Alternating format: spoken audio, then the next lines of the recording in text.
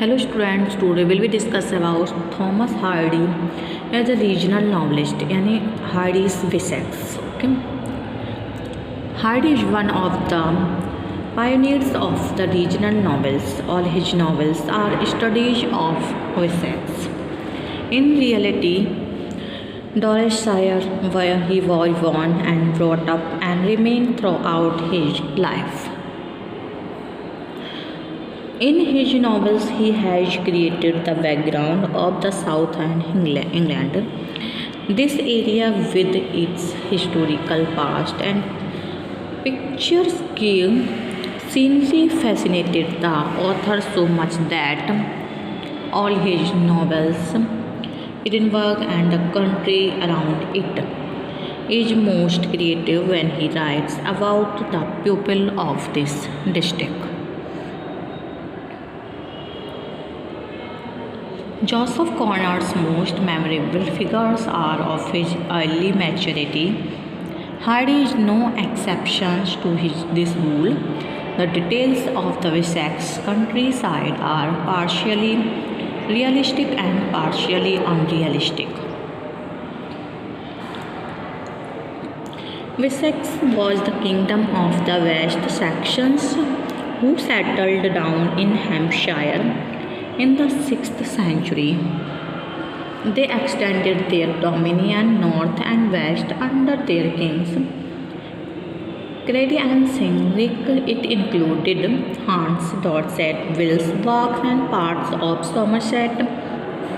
In course of time, under Egbert, Alfred and their successors, the kingdom of Wessex developed into that England.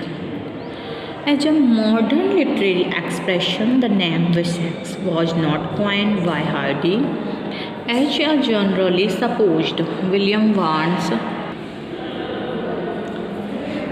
Wessex was the kingdom of the West Saxons who settled down in Hampshire in the 6th century.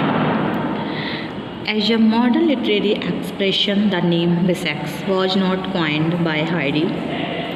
As is generally supposed, William Barnes had used it in its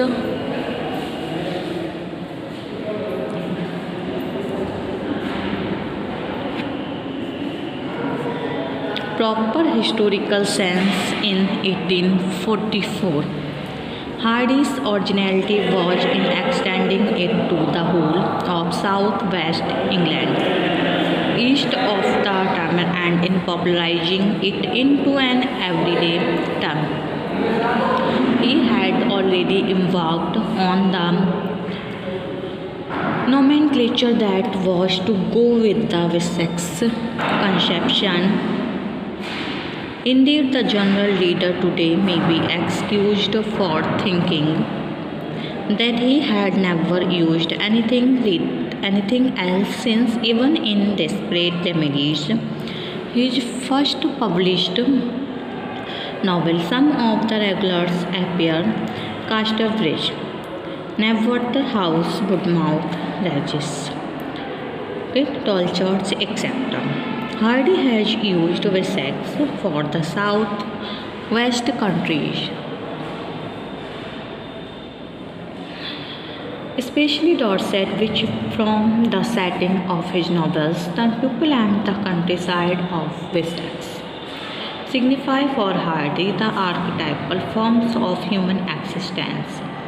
R.A. Scott James observes during the whole of his novel writing period, when he was his best, at the life of this kind that he portrayed becomes like the notes and chords in an orchestral composition, moving from theme to theme as she motive dictated.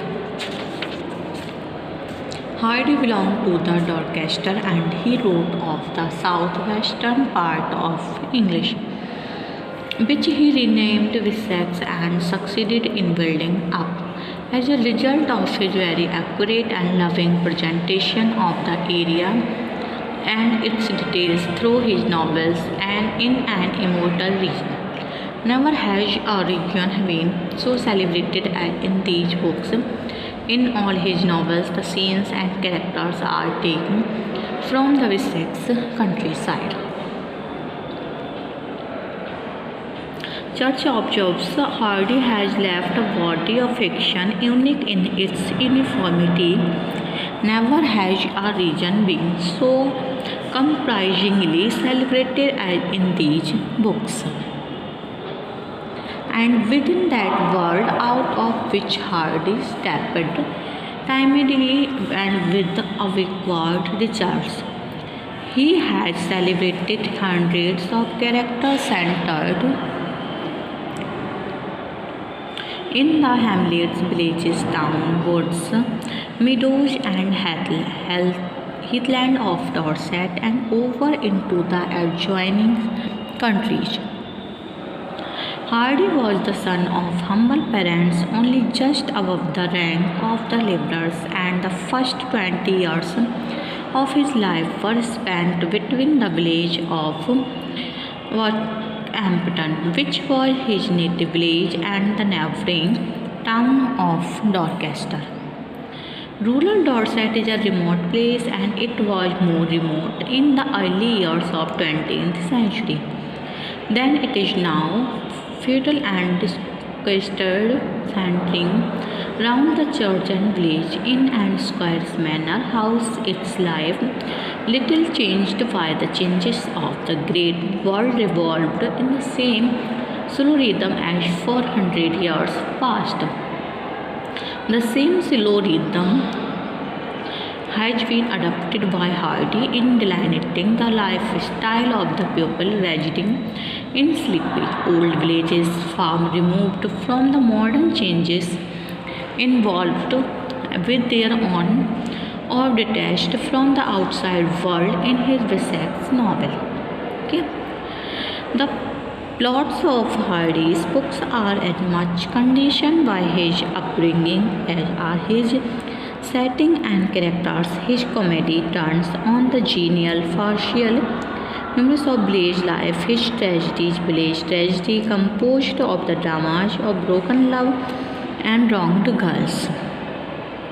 The feuds and the hanging which filled his early memories. The tragedy of Michael Henshard is also on same lines. Henshard, a victim of adverse circumstances, sells his wife Susan at a fair to a sailor Newman under the influence of drinks.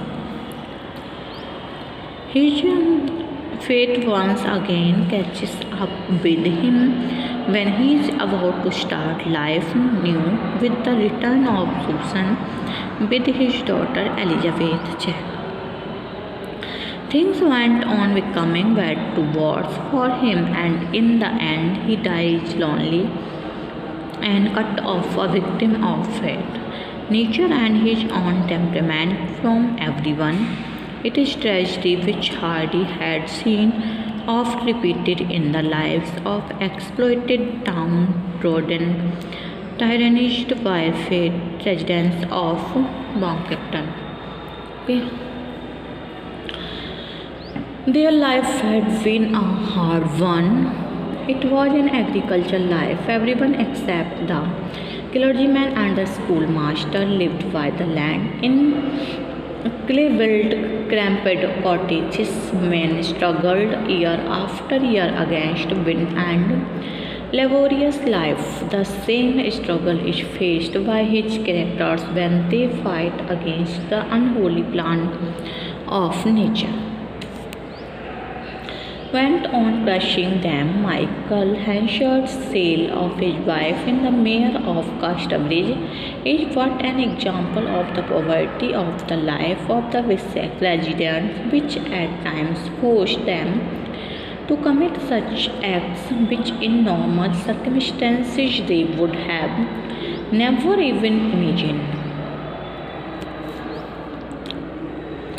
Fairs and festivals occupied an important place in the social life of the Wessex peasants. The celebrations like midday dance in Pass of the Urvervilles, the customary rural ceremonies and merry makings, the Parties in the woodlands and under the greenwood tree, the Savanite harvest, home super with its song and cider drinking in far from the madding crowd, the fit and fair with its rustic merry making in tales all drew their inspiration from customs and traditions. As observed in Dorsetshire, in the novel The Mayor of Casterbridge, there are references to two fairs at Verdon Priors, where Hansard sees his wife, and the yearly hiring fair that gives such an opportunity to far free from the display of generosity. Every evening, the community of the village would gather in the grey old church, just as their ancestors had done before them, to hear their joy and sorrows voiced and sanctified in the sublime meditation of the prayer book. It had its light relief to homemade traditions, pleasures,